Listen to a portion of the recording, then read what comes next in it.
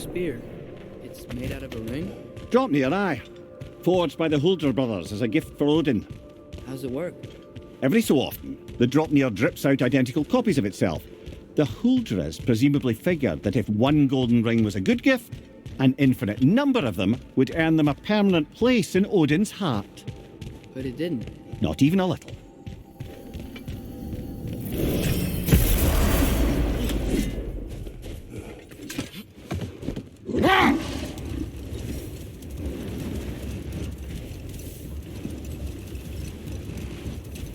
Mimir, you were explaining how bad it got for Magni and Modi being raised by Thor and Sif while they were drinking. I want to understand. Well, imagine learning discipline by having it thrashed into you time and again. That was Thor's approach, the same one Odin used on him. A poisonous notion of manhood passed down through generations. A grim inheritance, leaving all of them the poorer. Well, Sif doesn't drink anymore. Neither of them. I am quietly flabbergasted to hear it. Hold. We will finish later.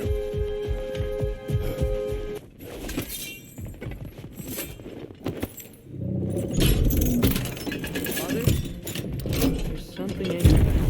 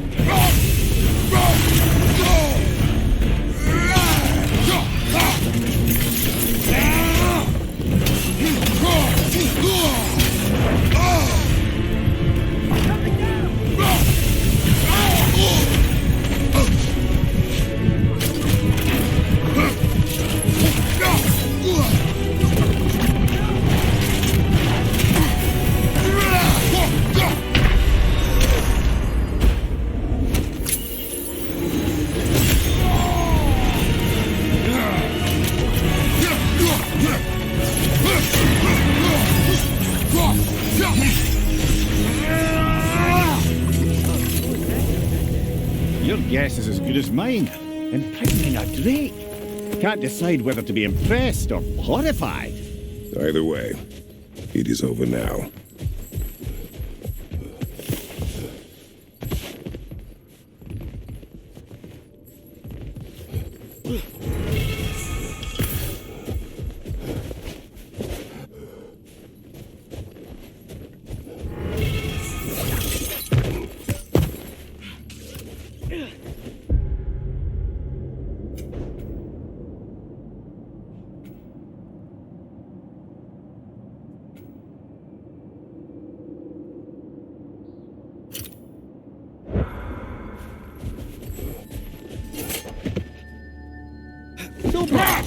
How did you manage to kill Garm anyway?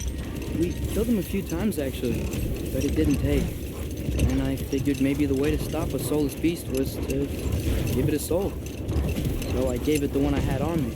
I beg your pardon? Fenrir, remember the light Father saw? The accidental magic I did when Fenrir died? That was part of Fenrir's soul going into my knife. Once I pulled that out, I just it, bend her into gone. Clever one, lad! A gigantic hell beast with the soul of a loyal pup. Bloody brilliant! The Hill-Grace battle that grave will provide.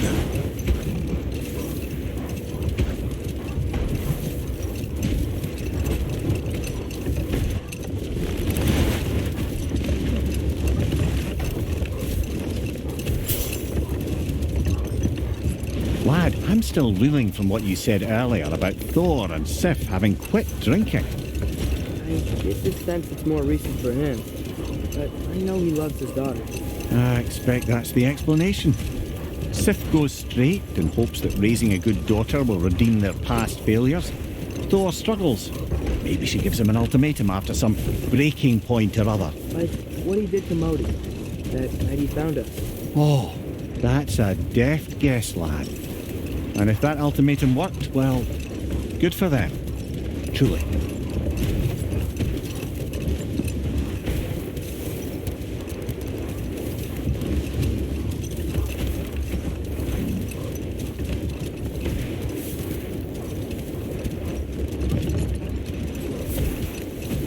There's something I'm not sure I quite understand. In the Ragnarok prophecy Odin knows, all the realms get destroyed, including Asgard.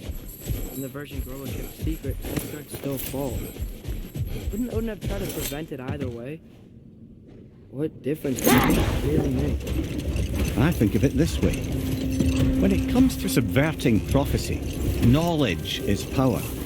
Without the full picture and context, the finer details can lead you to tragically incorrect interpretations. Back in my homeland, I was privy to the operations of a certain coven of heath witches who were keen on destabilising the government. They picked an influential Thane, an otherwise loyal man, and fed him a story of his own ascension to king. They dressed it up in enough details they knew would come to pass, so when they did, the Thane took it as confirmation. Let this wait. Stay alert. Want something in particular?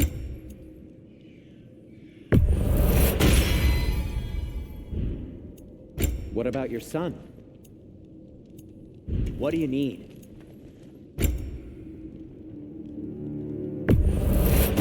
Stream of anguish. The elves would kill for this.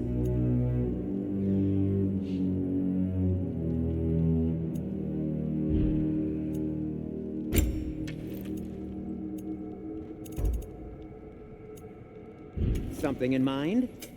Whatever you need, I'll create.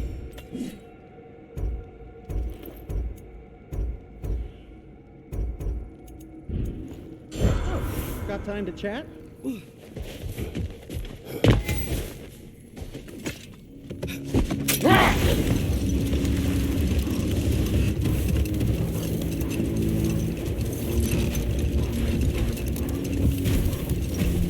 Returning to my anecdote about the heath witches, they fed the Thane a prophecy of his ascension to king.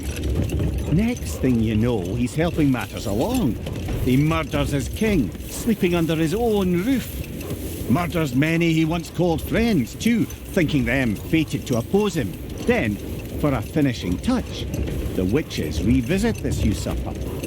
With just a few details structured ever so misleadingly, they convinced the fool he was invulnerable to all threats. Physical or magical? Aye, but 'twas not so for him. All turned into a rather magnificent bloodbath as they go. The Thane ends up without his head and a name so cursed none dare speak it. All thanks to a subtly deceptive prophecy. You really gotta write these stories down one day, Mimir.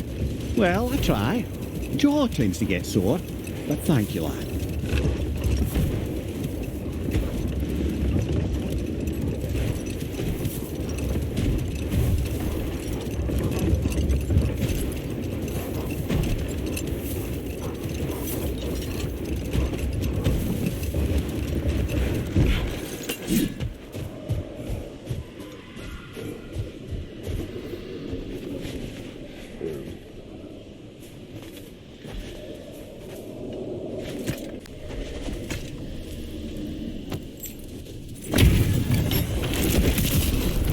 Hjalti the Stolid.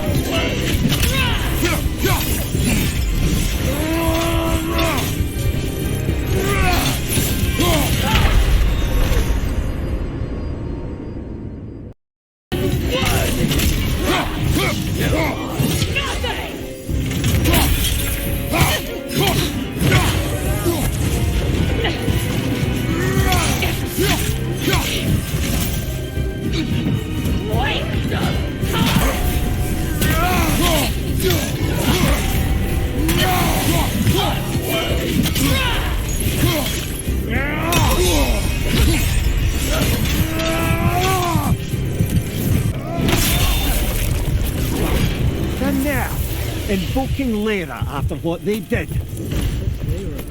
It was a peaceful kingdom, full of artists and poets, but it fell to ruin long ago. And these berserkers were responsible. Them and their accursed King Hrolf. What little blood I have still boils at the thought. Did you live there? Let's just take this victory and move on, eh? There is no need to shoulder this burden on your own. Admittedly, you're shouldering the brunt of the work here. Let me worry about the emotional burden.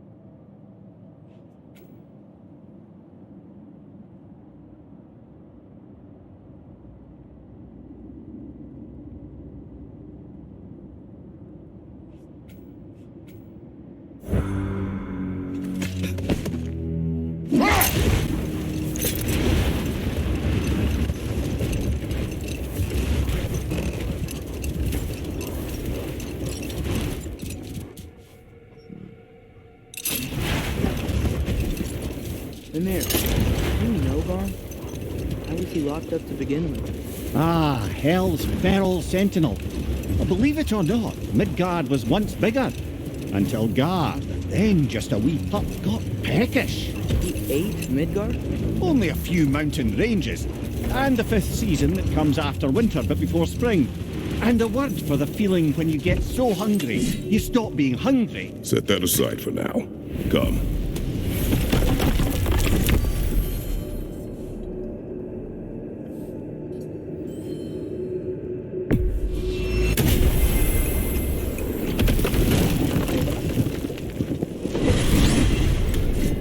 Mimir, I know this sounds weird, but can you tell me again what happens when someone dies? Every living thing has a soul, and every soul has 4 parts. Form, mind, direction, and luck. Direction steers the souls of giants, dwarves, elves, and animals toward the Lake of Souls in Alfheim, where all the parts may be absorbed back into Alfheim's great light.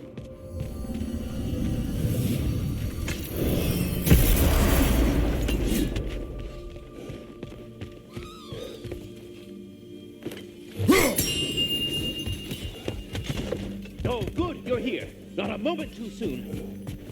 Here's what I found. What a rambunctious bunch.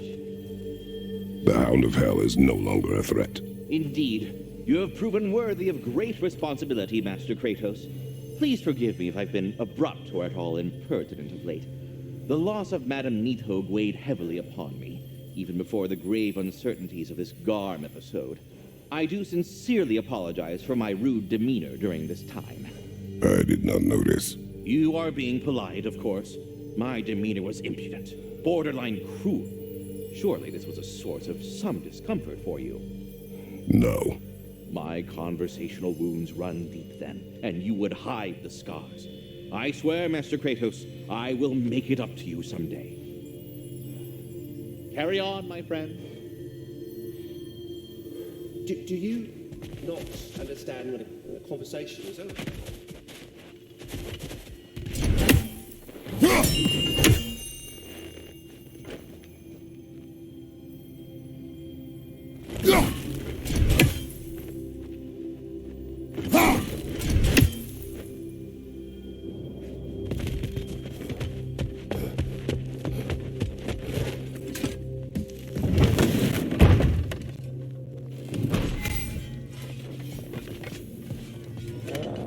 You are well. Take more than a port full of bone-shawing stiffs to keep me down. What